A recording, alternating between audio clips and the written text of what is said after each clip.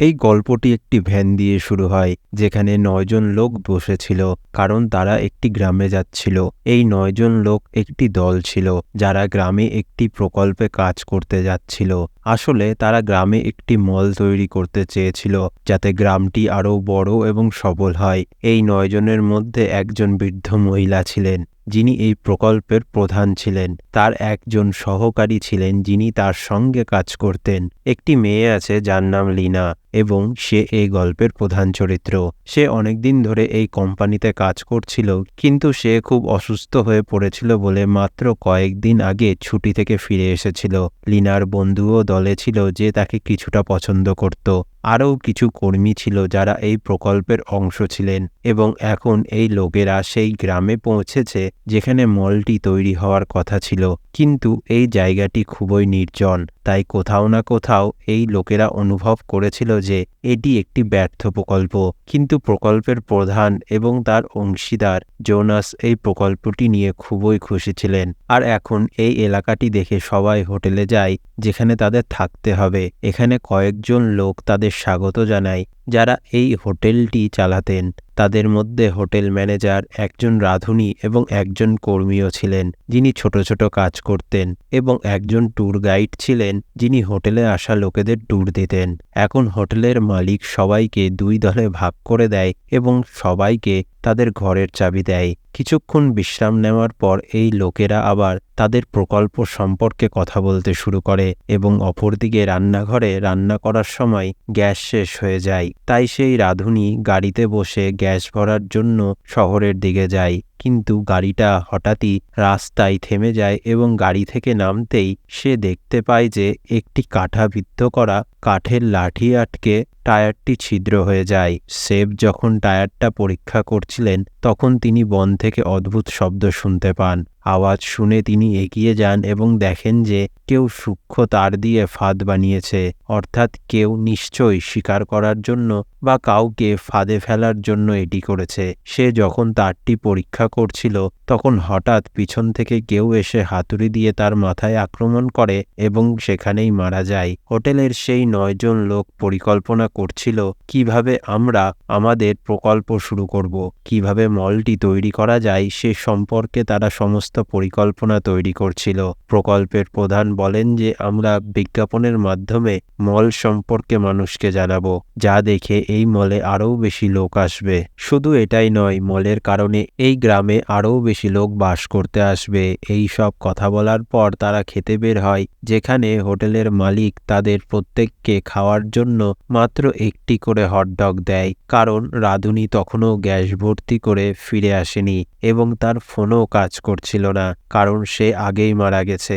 Jonas সবাইকে বলে যে আমি এখানকার স্থানীয় মানুষ এবং বাড়িওয়ালাদের সঙ্গে কথা বলেছি। আমরা তাদের মলের চারপাশের জমি সস্তায় বিক্রি করব, যাতে আরও বেশি সংখ্যক স্থানীয় মানুষ এবং বাইরে থেকে আসা লোকেরা এখানে তাদের ব্যবসা করতে পারে। যার পরে এই লোকেরা প্রকল্পটি সম্পর্কে কথা বলতে আবার বসে। লিনা দেখে যে এই লোকেরা কোথায় মল নির্মাণ করছিল, এবং সেই এলাকার কিছু জমি একজন কৃষকের ছিল, তবে তারা জমির বিনিময়ে তাকে কিছুই দেয়নি। লিনা এই বিষয়ে খুব খারাপ বোধ করে। সে বলে যে বিনিময়ে কৃষককে টাকা দেওয়া উচিত, এটা ভালো নয়। এই কথা শুনে জোনাস উত্তর দেয় যে আমরা ইতিমধ্যে এটি নিয়ে আলোচনা করেছি এবং আপনারাও সেই সমস্ত কাগজে সই করেছেন। এই বিষয়ে লিনা বলে যে না, আমি এমন কোনো কাগজে সই করিনি। যার ফলে জোনাস লিনার উপর রেগে যেতে শুরু করে এবং তাকে অনেক কথা বলতে শুরু করে যে আপনি জিনিসগুলি ভুলে যেতে শুরু করেছেন। অপরদিকে বাইরে হোটেলের একজন কর্মচারী শুয়েছিল এবং খুব আরামদায়কভাবে তার পানীয় উপভোগ করছিল, কিন্তু তারপর কেউ তার বুকে একটি তরোয়াল ঢুকিয়ে দেয় এবং রক্তপাত শুরু হয় এবং সে ঘটনাস্থলেই মারা যায়। এরপর মুখোশ পরা খুনি তার মৃতদেহের কাছে এসে পাথর দিয়ে তার মাথা থেতলে দেয়। কিছুক্ষণ পর জোনাস হোটেলে সবার সামনে এসে দাঁড়ায়। তিনি অদ্ভুত পোশাক পরেছিলেন এবং তার মুখে একটি বড় মুখোশ ছিল। সে সবাইকে হাসানোর চেষ্টা করছিল, কিন্তু কেউ হাসছিল না এবং উপভোগ করছিল না, কারণ এখন পর্যন্ত তারা মলের পরিকল্পনা নিয়ে তর্ক করছিল।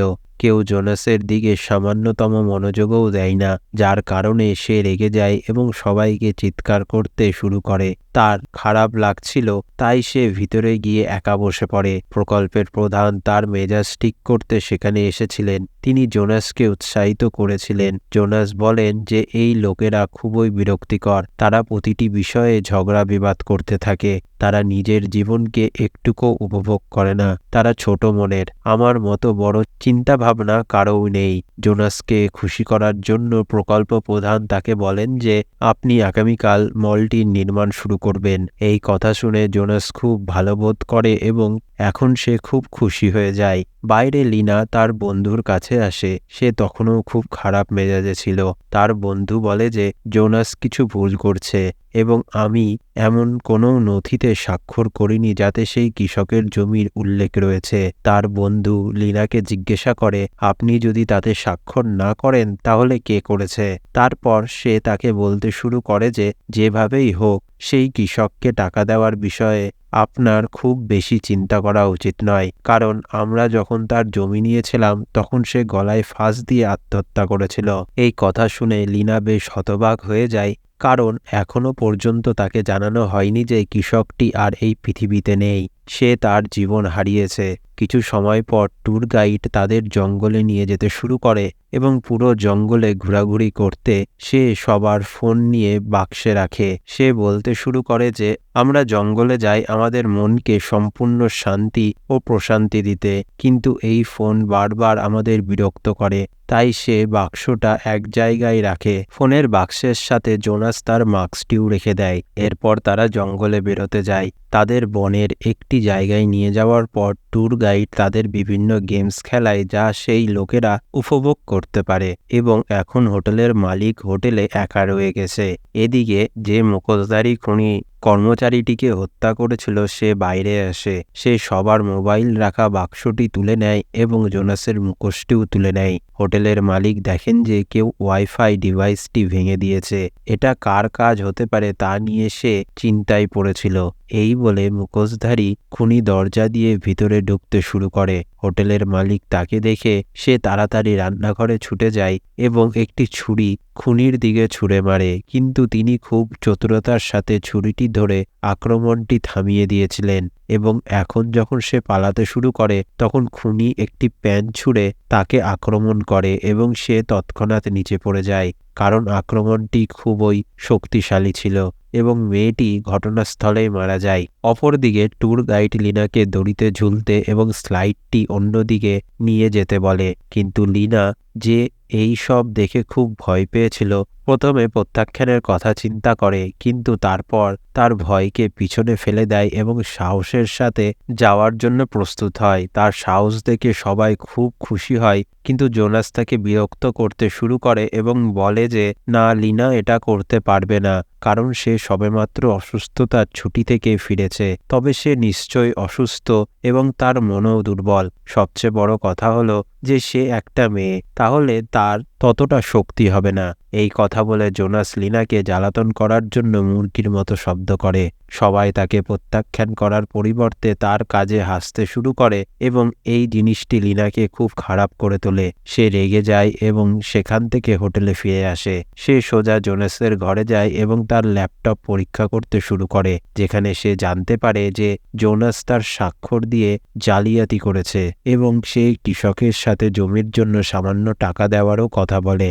এখন এই সামান্য অর্থের কারণে সে তার নিজের জীবন নিয়েছে আর জোনাস তার জমি দখল করে নিয়েছিল।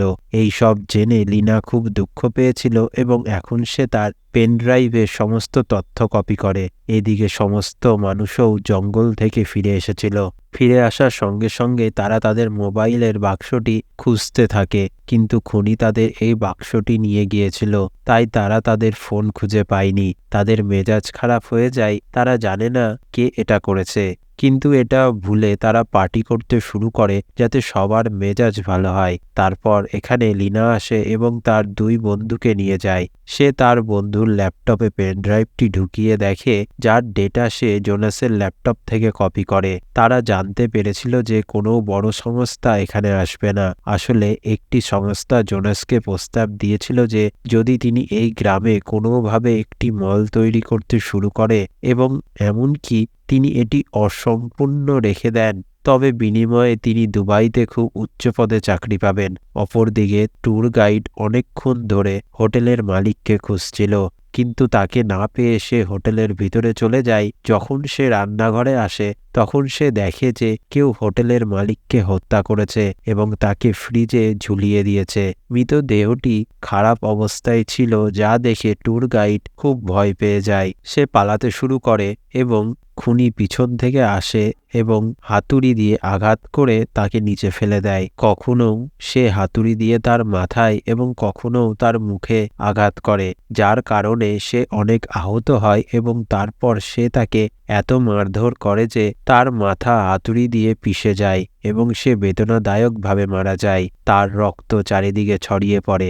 জোনাস সম্পর্কে সত্য জানার পর লিনা তার মুখোমুখি হতে বেরিয়ে আসে, কিন্তু জোনাস তাকে একা কথা বলতে বলে। দুজনে কথা বলতে রুমে গেলে জোনাস অদ্ভুত জিনিস নিয়ে কথা বলতে শুরু করে। তারপর সে লিনাকে আরও বলে যে তুমি যদি মুখ বন্ধ রাখো তাহলে আমি তোমাকে দুবাইতে একটা ভালো পোস্টে চাকরি দেব।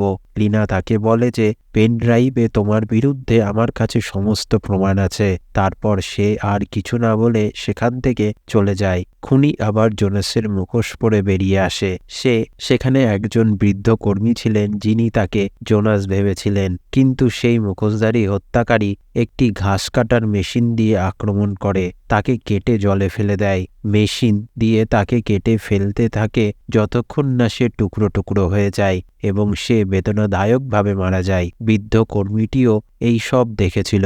সে খুব ভয় পেয়েছিল এবং দ্রুত তার জীবন বাঁচাতে পালিয়ে যায়। যখন প্রকল্পের প্রধান তার ঘর থেকে খাবার খেতে বেরিয়ে এসেছিল, কিন্তু তারপর খুনি তাকে ধরে ফেলে এবং প্রথমে তাকে টেনে নিয়ে যায়। সে তাকে একটি দড়ির সাহায্যে একটি খুঁটির সঙ্গে বেঁধে দেয় এবং সে যন্ত্রণায় জোরে চিৎকার করতে শুরু করে। তার ডাক শুনে সবাই বেরিয়ে আসে।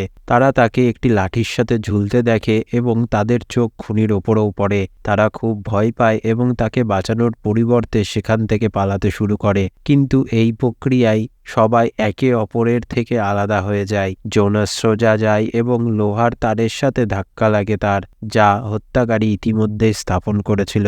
এই কারণে জোনাসের মাথার ওপরের অংশ অর্ধেক কেটে যায়। তার প্রচুর রক্তক্ষরণ হওয়ায় সমস্ত জামা কাপড় ভিজে গিয়েছিল, কিন্তু তিনি এখনও বেঁচে ছিলেন। কোনোভাবে তিনি তার জীবন বাঁচিয়েছিলেন এবং পুকুরের তীরে এসে পৌঁছেছিলেন, যেখানে লিনাও উপস্থিত ছিল, এবং এখন দুজনেই দ্রুত নৌকায় চড়ে সেখান থেকে চলে যায়। নদীর মাঝখানে আসার পর জোনাস লিনাকে পেনড্রাইভটি দিতে বলে, তবে লিনা তাকে পেনড্রাইভ দেয়, কিন্তু সে তাকে লাথি মারে এবং তাকে জলে পড়ে যেতে বাধ্য করে। কিন্তু এই কাজে নৌকাটিও তার ভারসাম্য হারিয়ে ফেলে এবং এটি দুটি অংশে বিভক্ত হয়ে যায়। ততক্ষণে খুনি হোটেলে ফিরে এসেছে, যেখানে সে এখন লিনার বন্ধুকে আক্রমণ করতে শুরু করে। সে তার চুল ধরে টানে যাতে তার মাথাটি শরীর থেকে আলাদা করতে পারে, কিন্তু লিনার বন্ধু কোনোভাবে কাঁচি নেয় এবং তার চুল কেটে দেয়। এইভাবে হত্যাকারীর হাতে কেবল তার চুল থাকে।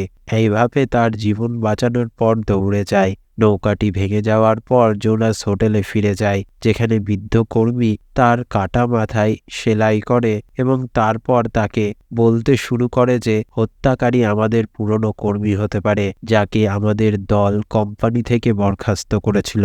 সে নিশ্চয়ই প্রতিশোধ নেওয়ার জন্য এটা করেছে, কারণ সেও আমার বন্ধু। তাই এখানে আসার আগে আমি তাকে বলেছিলাম যে আমরা এই গ্রামে একটি মল নির্মাণের প্রকল্পে কাজ করতে যাচ্ছি। এই কথা শুনে জোনাস খুব ভয় পেয়েছিল। তারপর সে ভাবতে শুরু করে যে যদি খুনি আসে তবে সে এই বৃদ্ধ মহিলাটিকে হত্যা করবে না, কারণ সে তার বন্ধু, তবে সে আমাকে হত্যা করবে। তাই সে সেখান থেকে পালিয়ে যাওয়ার জন্য একটি বাইকে বসে বৃদ্ধ মহিলাকে না নিয়ে পালিয়ে যায়। বৃদ্ধ মহিলা যখন বাইরে ছিলেন তখন মুখোশধারী খুনি সেখানে এসেছিল। যেহেতু সে তাকে তার বন্ধু হিসেবে মনে করছিল, তাই সে তার সাথে কথা বলতে শুরু করে যে আমি ইতিমধ্যেই এই লোকদের নিষিদ্ধ করেছিলাম আপনাকে কোম্পানি থেকে বরখাস্ত না করার জন্য, কিন্তু কেউ আমার কথা শোনেনি। আমি এটা করেছি কারণ আপনারা জানেন না যে আমরা দুজনেই বন্ধু। এবং এখন সে খুনির কাছে আসে এবং তার মুখোশটি সরিয়ে দেয়, কিন্তু এটি দেখে সে হতবাক হয়ে যায় যে সে তার বন্ধু নয়। এ কারণে সে ভয় পেয়ে যায়। সে কিছু করার আগে খুনি তার মাথায় একটি ঘাস কাটার কাঁচি দিয়ে মারে। এ কারণে তার মৃত্যু হয়েছিল। হত্যাকারী চারিদিকে ফাঁদ বসিয়ে রেখেছিল, তাই জোনাস যখন বাইকটি নিয়ে এগিয়ে যেতে শুরু করে তখন তার একটি খারাপ দুর্ঘটনা ঘটে এবং সে পুকুরে পড়ে যায়। বাকি সবাই একটা কেবিনে জড়ো হয়। তারপর লিনাও এখানে আসে। তারা হোটেল মালিকের মৃতদেহের কাছে একটি সংবাদপত্রের টুকরো খুঁজে পায়, যার উপর লেখা আছে আমরা বিনা কারণে কারোর সঙ্গে যুদ্ধ করি না বা কারোর হত্যাও করি না। এছাড়াও কৃষকের মৃত্যুর বিষয়ে লেখা ছিল, যেখানে সেই কৃষকের ছেলের কথা উল্লেখ ছিল যার জমি তিনি দখল করেছিলেন, যাতে এখন এই লোকেরা বুঝতে পারে যে এই হত্যাকারী আর কেউ নয়, সেই কৃষকের ছেলে, যে তার বাবার প্রতিশোধ নেওয়ার জন্য তাদের সবাইকে হত্যা করছে। তবে যাই হোক, এখন তারা তাকে মোকাবেলা করার পরিকল্পনা শুরু করেছে। তারা তাদের অস্ত্র নিয়ে বেরিয়ে এসেছে এবং বনের মধ্যে দিয়ে এগিয়ে যেতে শুরু করে, যাতে তারা এখান থেকে বেরিয়ে যেতে পারে। কিন্তু একটু দৌড়ানোর পরে তারা মুখোশধারী হত্যাকারীকে দেখতে পায়, যে একটি গাছের পিছনে দাঁড়িয়ে তাদের দেখছিল। এবং যখন তারা তাকে দেখে তারা দ্রুত সেখান থেকে পালিয়ে যায়। কিন্তু এর ফলেই এই লোকেরা আবার আলাদা হয়ে যায়। লিনার বন্ধু খুনির ফাঁদে আটকে পড়ে, যার কারণে তার পা আটকে যায়। সে ভয় পেয়েছিল কারণ খুনি তার সামনে এসেছিল, কিন্তু সে কিছু করার আগেই সে ফাঁদ থেকে তার পা বের করে নিয়েছিল। সে হত্যাকারীর চোখে লাঠিটা ঢুকিয়ে দেয় এবং সঙ্গে সঙ্গে খুনিটি মাটিতে পড়ে যায়। এদিকে লিনার বন্ধু উঠে দাঁড়ানোর সুযোগ পায়। অপরদিকে লিনা এবং তার বন্ধু দড়ি বরাবর স্লাইড সহ অন্যদিকে যেতে শুরু করে। তারা দড়ির মাঝখানে পৌঁছানোর সাথে সাথেই লিনার বন্ধু দেখতে পায় যে হত্যাকারী ইতিমধ্যেই অন্যদিকে একটি ফাঁদ বসিয়েছে, যার কারণে তারা মারা যাবে। লিনার বন্ধু তাকে ভালোবাসে বলে সে তাকে একপাশে ফেলে দেয় এবং ফাঁদে পড়ে যায়। এইভাবে সে তার জীবন হারায়, কিন্তু সে লিনাকে বাঁচায়। অন্যদিকে হত্যাকারী বাকি দুটি কর্মীর কাছে আসে। বৃদ্ধ কর্মীটি যখন দরজার কাছে দাঁড়িয়েছিল তখন খুনি চেইনস দিয়ে তার কান কেটে দেয়। তারপর সে বৃদ্ধ শ্রমিককে বাইরে টেনে নিয়ে যায়, তাকে মাটিতে শুইয়ে ফেলে এবং তার চোখে ড্রিল করার চেষ্টা করে। কিন্তু তারপর বৃদ্ধ কর্মীটি আসে এবং গ্যাস বার্নার দিয়ে হত্যাকারীর মাস্কে স্প্রে করে, যার ফলে আগুন ধরে যায়। যেহেতু মুখোশটি যথেষ্ট শক্তিশালী ছিল, তাই তার মুখটি রক্ষা পেয়েছিল। হত্যাকারী তার মাথা জলে ডুবিয়ে দেন। তিনি আগুন নিভিয়ে ফেলেন। তারপরে তিনি উইন্ড ডিটেক্টর তুলে নেন। সে বৃদ্ধ দুই কর্মীকে আক্রমণ করতে এগিয়ে যায়। এদিকে লিনার বন্ধু আসে এবং সে বেলচা দিয়ে হত্যাকারীর মাথায় আক্রমণ করে। সে তার মাথা শরীর থেকে আলাদা করে দেয়। মুখোশের সঙ্গে তার মাথাও নিচে পড়ে। আর এইভাবেই খুনির খেলা এখানেই শেষ হয়। গত রাতে জলে পড়ে যাওয়া জোনাস বেরিয়ে আসে এবং বনের মধ্যে দিয়ে এগিয়ে যেতে শুরু করে, যেখানে সে লিনাকেও দেখে। সে দৌড়ে আসে এবং লিনার ওপর ঝাঁপ দেয়, তাকে তার সাথে জলে নিয়ে যায়। সে তাকে খুব মারতে শুরু করে, যাতে সে জোনাস সম্পর্কে মলের সত্যিটা কাউকে বলতে না পারে। লিনা যে বেশ রেগে গিয়েছিল, এখন জোনাসের দিকে মুখ করে সে তার মাথা চেপে ধরে, যা ইতিমধ্যেই আহত। এখন সে এটি তার হাত দিয়ে পুরোপুরি ধরে ফেলে এবং এটি বের করে নেয়। এবং এই দৃশ্যটি বেশ বেদনাদায়ক, কারণ এইভাবে জোনাসের মস্তিষ্কও দৃশ্যমান হয় এবং সে ভয়ানকভাবে মারা যায়। এখন যত তাড়াতাড়ি সম্ভব তাদের বাঁচাতে পুলিশ ও উদ্ধারকারী দল এসে বাকি 4 জনের জীবন বাঁচায়, কিন্তু তারা দুঃখিত যে তাদের দলের অনেক মানুষ বেদনাদায়ক মৃত্যুবরণ করেছেন শুধু তাদের লোভের কারণে। জোনাস ছিল এর একমাত্র কারণ। বাকিরা নিরপরাধ অবস্থায় মারা যায়। তবে ভিডিওটা ভালো লাগলে অবশ্যই লাইক করুন এবং চ্যানেলটি সাবস্ক্রাইব করে আমাদের পাশে থাকুন।